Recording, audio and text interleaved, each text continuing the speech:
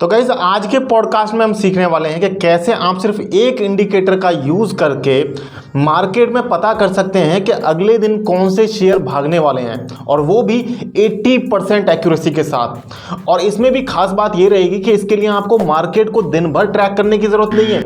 Market ख़त्म होने के बाद अगर 5 मिनट आप ये काम कर लेते हैं तो आप आराम से कल के मार्केट की प्रेडिक्शन कर सकते हैं। तो गाइज चलते हैं पॉडकास्ट सेशन में, जहाँ पर हमारे एक्सपर्ट आज आपको स्विंग ट्रेडिंग स्ट्रैटेजी सिखाने वाले हैं।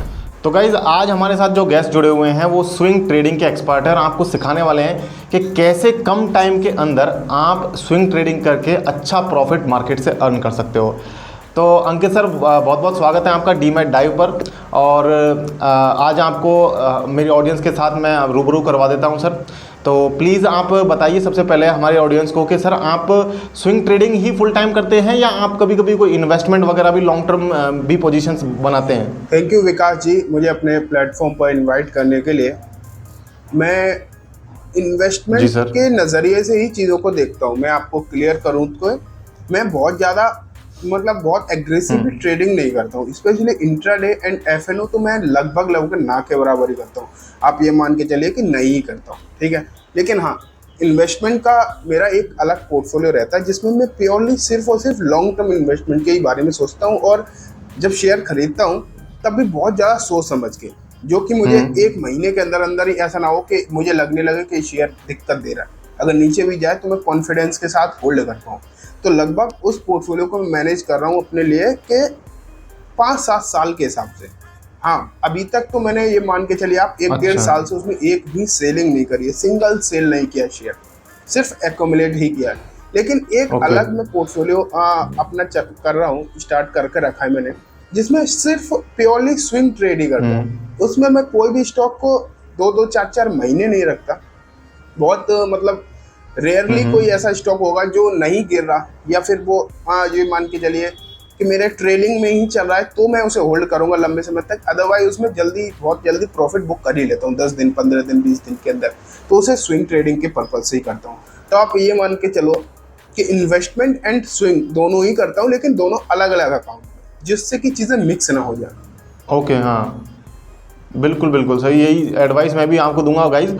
अगर आप भी ट्रेडिंग करना चाहते हैं तो ट्रेडिंग का अपना पोर्टफोलियो अलग रखें और इन्वेस्टिंग का पोर्टफोलियो आप अलग रख सकते हैं, जिसके लिए मैं आपको बताता भी हूँ। जनरली स्विंग ट्रेडिंग के लिए आप स्टॉक्स में अपना डीमैट अकाउंट बना सकते हैं, स्पेशली इंट्राडे ट्रेडिंग के लिए बल्कि आप स्टॉक्स में बना सकते हैं। और अगर आप स्विंग ट्रेडिंग करना चाहते हैं जहाँ पर डिलीवरी में आपको खरीदना होता है, उसके लिए आपको डिलीवरी जहाँ पर फ्री मिलती है जैसे कि एंजल वन या ज़ीरोधा, तो उसमें आप अपना डीमैट अकाउंट बना सकते हैं। डिस्क्रिप्शन में आपको दोनों के ही लिंक मिल जाएंगे। तो अभी सर ने हमें बताया कि स्विंग ट्रेडिंग भी करते हैं और इन्वेस्टमेंट भी करते हैं, एफ&ओ से और इंट्राडे से सर दूर रहते हैं। तो सर इसका कोई स्पेसिफिक रीज़न है? हाँ विकास जी, प्रॉपर है। देखो एफ&ओ में तो ये मान के चलो कि मैंने ऐसा नहीं कि मैंने करी नहीं है, मैंने करी है, एफ&ओ भी करी है। लेकिन मुझे लगता है कि मैं उतना ज़्यादा एक्सपर्ट ही नहीं हो पा रहा हूँ एफ&ओ में, और ज़्यादा लॉस ही ज़्यादा हो रहा है। अगर मैं ऐसा नहीं प्रॉफिट नहीं होता है, लेकिन जब मैं नेट में चीज़ें देखता हूँ तो मुझे उतना अच्छा प्रॉफिट दिखाई नहीं दे रहा। साथ में उसके चार्जेस जो है एफ&ओ में, अगर आप चार्जेस देखोगे, स्पेशली मैं एफ&ओ में भी जब काम करता हूँ तो ऑप्शंस में ज़्यादा नहीं करता, फ्यूचर्स में ही करता हूँ। तो फ्यूचर्स में भी जो चार्जेस लगते हैं वो बहुत ज़्यादा लगते हैं। आप एक मान के चलो कि सिर्फ एक लॉट अगर आप निफ्टी का खरीदोगे और उसे बेचोगे तो आपको ना 250 रुपये तो सिर्फ उसे चार्जेस के तौर पर देना पड़ेगा।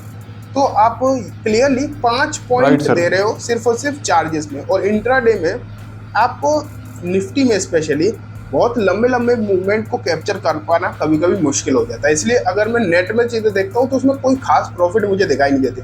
और थोड़ी बहुत अगर मान लेते प्रॉफिट हो भी जाए तो उसके लिए पूरे दिन भर स्क्रीन पर बैठने मेरे लगता है वैल्यू फॉर मनी भी नहीं है, तो वैल्यू फॉर टाइम भी नहीं है एक्चुअली। अगर मैं पूरे दिन बैठूं स्क्रीन के सामने इंट्राडे करने के लिए आपको पता है टाइमिंग तो बहुत ज़्यादा इंपॉर्टेंट है। टाइम अगर 1 मिनट भी आगे पीछे हो गया तो आपकी मूवमेंट निकल जाएगी।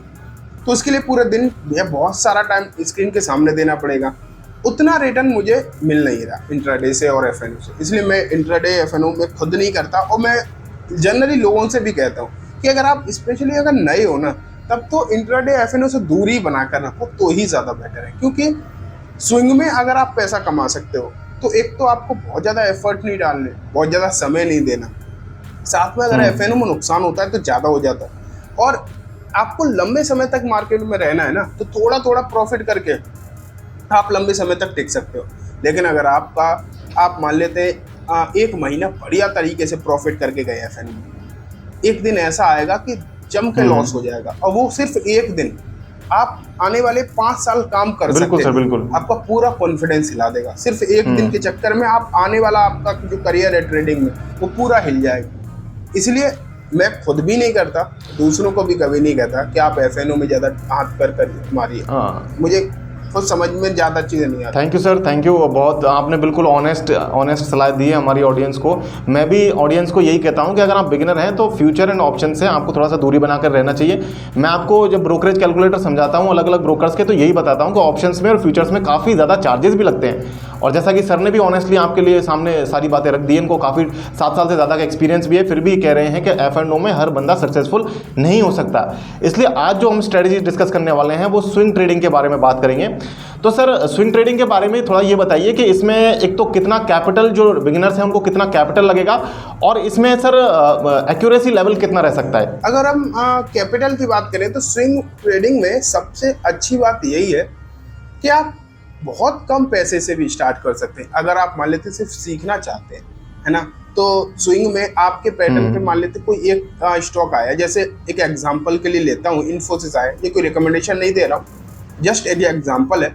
अगर मान लेते मेरे रडार पर मेरी स्विंग ट्रेडिंग स्ट्रेटजी में इन्फोसिस आता है और मुझे इन्फोसिस खरीदना है अपनी स्ट्रेटजी के साथ, तो अगर हम सिर्फ सीख रहे हैं ना, तो हम एक स्टॉक में इन्फोसिस का खरीद सकते हैं। एक आता है 1400-1500 रुपए का, तो आप ये मान के चलो कि इसमें ट्रेडिंग कैपिटल के लिए तो बिल्कुल भी ऑब्स्टिकल आपके लिए है ही नहीं। ठीक है सर। और एक्यूरेसी लेवल सर कितना, कोई एक लमसम बता दीजिए, मतलब जनरल। और एक्यूरेसी लेवल जो मैं अभी तक देख रहा हूँ तो मुझे 75 से 80% के एक्यूरेसी लेवल आता है। अभी मैं आपको एग्जाम्पल भी काफ़ी सारे दिखाऊंगा, तो आप खुद ही समझ पाएंगे कि कितने अच्छी खासी एक्यूरेसी आती है। अच्छा सर, इसमें आप कितने दिन के लिए होल्ड करते हैं इन स्टॉक्स को? वैसे तो मैं आपको बताऊं कि ज़्यादा जनरली 4 या 5 दिन, ज़्यादा से ज़्यादा आपका अगर मैंने कोई ट्रेड लिया है तो 4-5 दिन के अंदर अंदर उसका टारगेट आ जाएगा या फिर स्टॉप लॉस आ जाएगा।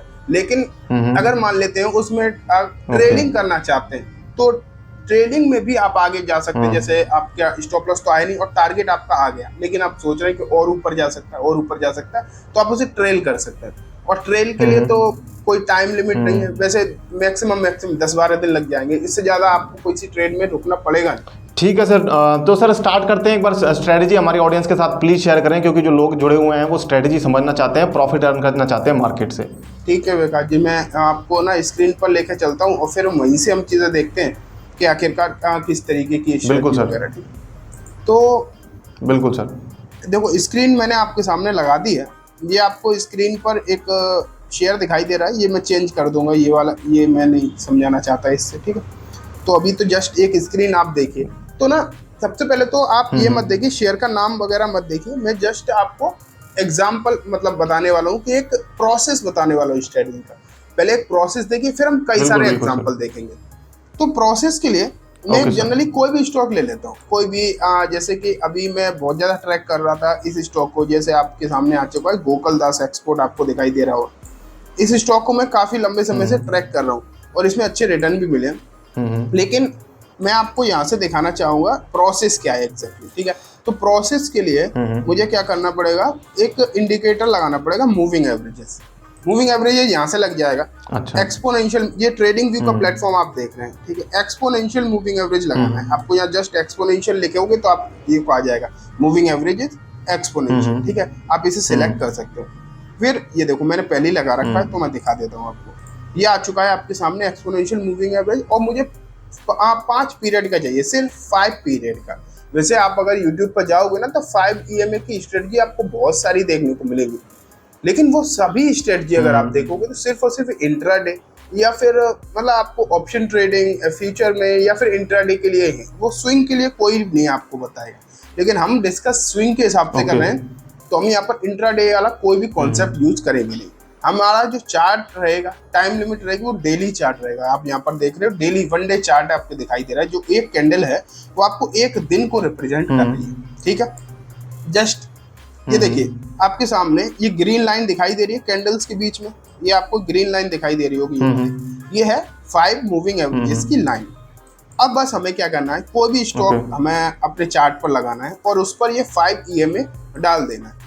फिर बस हमें क्या करना है, उसे होल्ड देखना है, उसमें कुछ भी खरीदना नहीं, कुछ भी बेचना है, जस्ट उसे देखना है।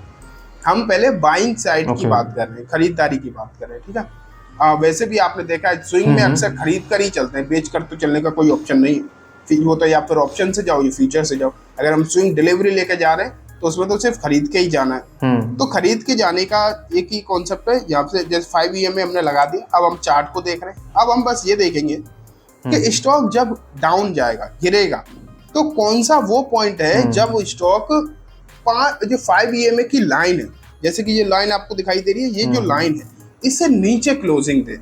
नीचे क्लोजिंग तो दे, नीचे तो देखो बहुत बार क्लोजिंग दे होगी, लेकिन सिर्फ नीचे क्लोजिंग देना ही क्राइटेरिया नहीं है।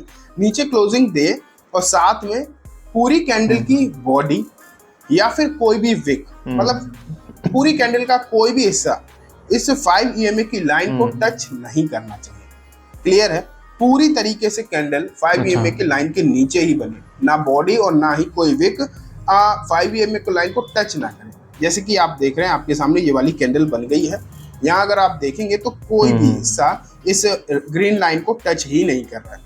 ठीक है, अब आ गया इसमें। तो इस कैंडल जैसे ही इस तरीके की कैंडल बनेगी, हमें देखना है इसे और हमें स्टार्ट हो जाना है, मतलब अपनी यहीं से हमारी जो प्रोसेस है वो स्टार्ट हो जाएगी। और ये हमें चार्ट देखने का है। सबसे पहले ये समझिए, ये मार्केट के बंद होने के बाद देखना है, मार्केट आवर्स में नहीं देखना। अच्छा। मार्केट के बंद हो जैसे 3:30 दिन भर में मतलब कोई चार्ट देखने की नहीं, दिन भर में कोई चार्ट देखने की जरूरत नहीं है। मार्केट चलते मार्केट में चार्ट ही नहीं देखना।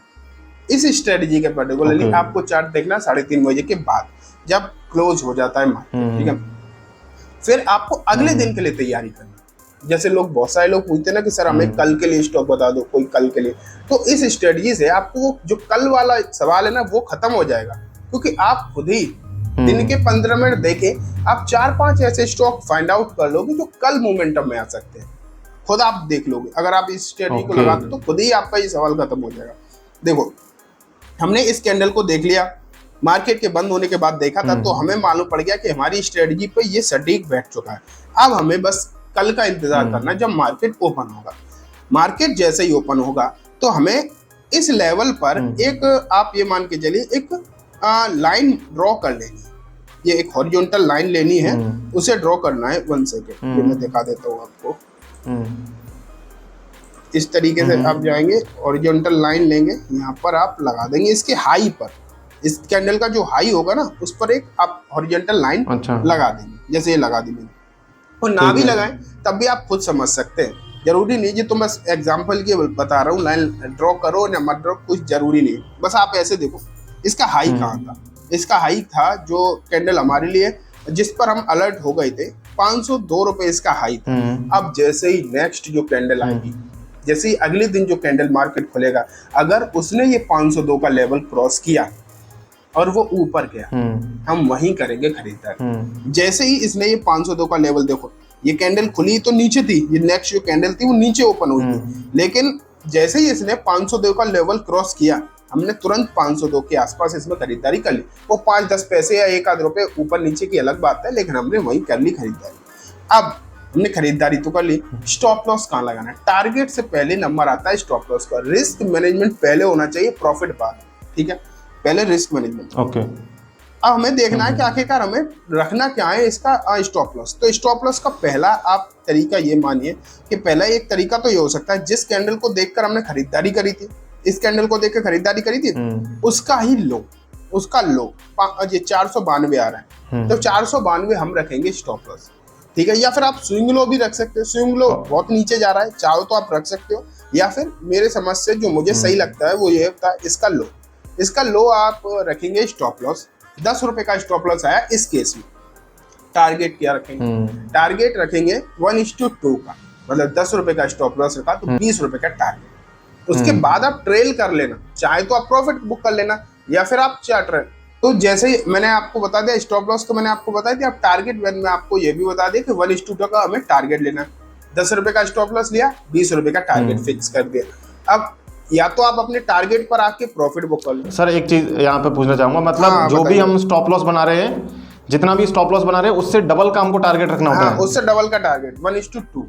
ठीक है। ओके ओके सर, ठीक है। आगे समझ, जैसे 10, अगर 10 रुपए का स्टॉप लॉस है तो 20 का टारगेट, 20 का स्टॉप लॉस है तो 40 का टारगेट, ठीक है, तभी प्रॉफिटेबल हो पाएंगे इसमें।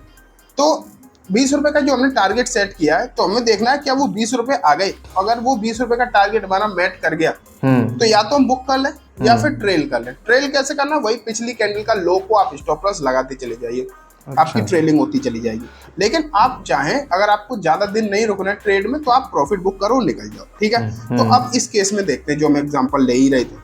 इस केस में क्या हुआ था कि हमने 10 रुपए का स्टॉप लॉस लिया था और यहाँ पर 502 पे खरीदारी करी थी। अब आप देखो 502 पे खरीदारी का मतलब, अगर हम यहाँ से 20 रुपए लेते हैं तो कितना हो गया, 522 रुपए हमारा टारगेट हो गया, 522 रुपए टारगेट हो गया। अब आप देखो कितने दिन में टारगेट आ गया यहाँ पर। यहाँ अगर हम देखेंगे तो नेक्स्ट डे और दूसरा दिन, देखिए दूसरा दिन भी थोड़ा सा वही है नीचे, लेकिन तीसरे दिन हमारे टारगेट आ गए। थर्ड डे हमारा टारगेट आ गया 1:2। 10 रुपए का हमने स्टॉप लॉस लगाया था, 20 रुपए का टारगेट हमारा तीसरे दिन में आ गया। सिर्फ 3 दिन में हम ट्रेड से एग्जिट कर चुके हैं। अब अगर हम इसे ट्रेल करना चाहें, अब जैसे हमारे टारगेट तो आ ही गए, अगर हम चाहें इसे ट्रेल करना, हम टारगेट बुक नहीं करना चाहें, तो फिर हमें क्या करना है, हर पिछली कैंडल के लो को हम बनाते जाएंगे स्टॉप लॉस। जैसे इस कैंडल पर वैसे हमें निकलना था, हमारे टारगेट इस कैंडल पर आ गए थे, लेकिन अगर मान लेते हैं नहीं निकले, तो इससे पिछली वाली कैंडल को लो को हमने स्टॉप लॉस बनाया 495 को, फिर ये वाली अगली कैंडल आई, इसको हमने बनाया 499 स्टॉप लॉस, फिर देखो नेक्स्ट कैंडल आई, इसको हमने बनाया 500 रुपए को स्टॉप लॉस। इस तरीके से अब ये वाली कैंडल पे पहुंच के, अब हम इस तरीके से फिलहाल जो प्राइस इसकी 566 चल रही है, अब हम इसको स्टॉप लॉस बना सकते हैं 525 को। इस तरीके से हम स्टॉप लॉस अपना आगे बढ़ाते जाएंगे अगर ट्रेल करना है तो। और अगर आपको तो इसमें सर एक चीज पूछना चाहूंगा सर, इसमें आप जनरली क्या करते हैं? जनरली आप ट्रेल करते हैं या आप बुक कर लेते हैं? नहीं, मैं जनरली एक कुछ स्टॉक में जिन्हें मुझे हाई कन्विक्शन लग रहा हो उसमें मैं ट्रेल करता हूँ, अदरवाइज मैं बुक कर लेता हूँ। ओके। तो ट्रेल करने के लिए सर कोई दूसरा मूविंग एवरेज आप यूज करते हैं शायद, या यही एक नहीं, मैं दूसरा भी करता हूँ, उसे करता हूँ 20 डेज मूविंग एवरेज। ये देखो मैं इसे 20 डेज मूविंग एवरेज लगा रहा हूँ, ये 20 डेज मूविंग एवरेज। लेकिन हाँ, बट बिगिनर्स के लिए तो सर इतना काफ़ी है, जो स्टार्ट कर रहे हैं वो 5 डे मूविंग एवरेज से स्टार्ट कर सकते हैं। और सर ने बताया कि अगर आपका क्वेश्चन रहता है कि अगले दिन कौन से शेयर्स बढ़ने वाले हैं, तो वो भी आपको इसी 5 डे मूविंग एवरेज के जो इंडिकेटर है इसी से पता चल जाता है। तो ये स्ट्रेटजी तो हमने देख ही ली। अब मैं ना कुछ एग्जांपल आपको दिखाता हूँ जिससे कि आप कंफर्म हो जाएंगे या बैक टेस्टिंग हो जाएगी आपकी, है ना। तो ये देखो, एक गोकुलदास एक्सपोर्ट का तो हमने देख लिया। यहाँ पर हमने 10 रुपए का स्टॉप लॉस लिया था, टारगेट 20 के लिए, तो 20 तो छोड़ो, यहाँ पर 50 रुपए के टारगेट के भी ऊपर निकल गया। अगर इसे किसी ने सिर्फ एक हफ्ता होल्ड किया होता तो 50 रुपए का प्रॉफिट मिला होता। अब लेकिन बाकी के और स्टॉक्स में क्या हालचाल है वो भी तो देखना है। मेरे पास कोई भी स्टॉक आप लगा सकते हैं वैसे, तो मैं एक लगाता हूँ, ये PPL फार्मा देख लीजिए। PPL फार्मा देखते हैं और आपको ये देखो रिसेंटली इसमें कोई भी ऐसी यहाँ बनी है, ये देखो ये वाली कैंडल बनी थी 5 मूविंग एवरेज के नीचे। ये कहाँ पर बाई हुआ था, 89 रुपए 89 पर। स्टॉप लॉस इसका रखा गया था 87, सिर्फ 2 रुपए का स्टॉप लॉस। तो उसके हिसाब से टारगेट तो 4 रुपए के बनने चाहिए। लेकिन अगर आप देखोगे तो तीसरे चौथे दिन ये 4 क्या 6-7 रुपए तक के टारगेट दे गया। और अगर आपने इसे होल्ड किया तो इसका स्टॉप लॉस तो आया ही नहीं, कभी भी इसका स्टॉप लॉस तो आया ही नहीं। स्टॉक पर 2 रुपए का स्टॉप लॉस था और लगभग 20 रुपए तक बढ़ गया, 10 गुना प्रॉफिट दे के गया स्टॉप लॉस के कंपेरेटिव में। तो अगर आप स्टॉप लॉस पर अपने इंटैक्ट रहो और थोड़े दिन भी अगर होल्ड करो तो इसे बहुत तगड़े टारगेट मिल सकते हैं, ठीक है। एक ये स्टॉक देखा। अब मैंने अभी रिसेंटली खुद ने ले रखा है, एक स्टॉक मैंने अपने पोर्टफोलियो में ले रखा है और इसी स्ट्रेटजी से ले रखा है। मैं आपको दिखाता हूँ, अभी मैं उसे ट्रेल कर रहा हूँ, उसे बेचा नहीं है, उसमें मैं दिखाता हूँ। मैंने KEI इंडस्ट्री लिया था कुछ 3-4 दिन पहले, KEI लिया था, इस पॉइंट पर लिया था। देखो KEI इंडस्ट्रीज। आप अपने व्यूअर्स को बता दो ये रिकमेंडेशन नहीं है, ठीक है। ये जस्ट जो मैंने लिया था वो मैं समझा रहा हूँ। यहाँ पर लिया था मैंने इस वाली कैंडल पर, ये बनी थी 5 EMA से नीचे। तो मैंने जो KEI इंडस्ट्री का शेयर लिया था, ये देखो ये वाली कैंडल आई थी 14 अगस्त वाले दिन, 15 अगस्त एक दिन पहले ही, 14 अगस्त को जब मार्केट ओपन था उस दिन मैंने इसे देखा था इस कैंडल को।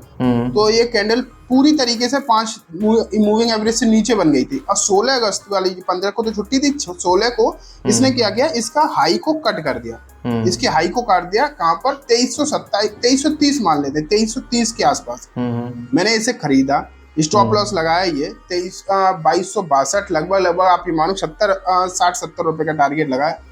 अब अगर आप देखोगे, मैं मान लेता हूँ 60 रुपए का अगर स्टॉप लॉस लगाए तो टारगेट कितना हो, 120 तो होना ही चाहिए कम से कम। तो अगर आप यहाँ देखो 2330 पे खरीदा हुआ स्टॉक आज चल रहा है 2512 पर। लगभग आप ये मान के चलिए 150 रुपए से भी ऊपर, 150 या 170 रुपए से भी ऊपर की मूवमेंट इसमें आ चुकी है। और स्टॉक फिलहाल मुझे 7-8% के आसपास के प्रॉफिट में अभी है। सिर्फ और सिर्फ दिन कितने हुए, आज चौथा दिन है, आज चौथा ट्रेडिंग सेशन है सिर्फ और सिर्फ। मैं इसे ट्रेल कर रहा हूँ 20 दिन के मूविंग एवरेज पर। अब इसमें इसे ट्रेल कर रहा हूँ। देखो ये 20 डेज मूविंग एवरेज है आपके सामने आगे ब्लू वाली लाइन, इस पर मैं ट्रेल करूंगा। अब जब तक ये 20 दिन के मूविंग एवरेज के ऊपर रहेगा तब तक मैं इसे होल्ड करूंगा। जिस दिन ये 20 दिन के मूविंग एवरेज के नीचे क्लोजिंग दे देगा, मैं उसी दिन इसमें से निकल जाऊंगा और एक बहुत ही बढ़िया प्रॉफिटेबल ये ट्रेड मेरी काउंट हो जाएगी। अच्छी खासी प्रॉफिट इसमें मुझे मिलेगी, मिल तो चुकी है। बिल्कुल सर, बिल्कुल। अब इसी तरीके से अब ना अगर मैं और भी स्टॉक इस तरीके के देखूं, देखो अगर किसी आपने इस तरीके से किसी इस स्ट्रेटजी को लगा कोई स्टॉक खरीदा और अगर वो ट्रेंड में आ गया, अब ट्रेंड में आ गया, तो आपको तो प्रॉफिट बहुत मिल सकता है। लेकिन जो आपका मिनिमम क्राइटेरिया है 1:2, वो तो लगभग दे के ही जाएगा, हर स्टॉक लगभग दे के जाएगा अगर आपने इस तरीके से खरीदा है। टाटा मोटर्स देखो मैं लगा रहा हूँ, अगर हम टाटा मोटर्स देखें तो देखो अभी रिसेंटली बात है, बहुत ज्यादा समय की बात नहीं, रिसेंटली यहाँ पर लगातार इसमें बाई का सिग्नल आया था 611 पे और स्टॉप लॉस आ रहा था इस पर लगभग 596 पे, लगभग 15 रुपए के आसपास का स्टॉप लॉस आ रहा था। अभी अगर अब किसी ने खरीदा होता 611 पर, तो आज का इसका प्राइस चल रहा है 620 पर। अभी टारगेट हिट नहीं हुआ है लेकिन प्रॉफिट में है, स्टॉप लॉस भी हिट नहीं हुआ है, प्रॉफिट में चल रहा है स्टॉक। इस तरीके से आपको बेहतरीन इसमें ट्रेड मिलते हैं, बहुत बढ़िया ट्रेड इसमें मिलते रहते हैं। और अभी ये गोकुलदास का तो मैंने आपको एग्जांपल बता ही दिया।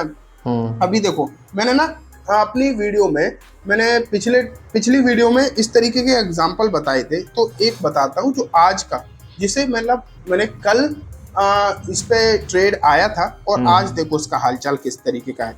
एल्केम लैब अगर आप देखोगे तो ये देखो मैंने शेयर लगा दिया।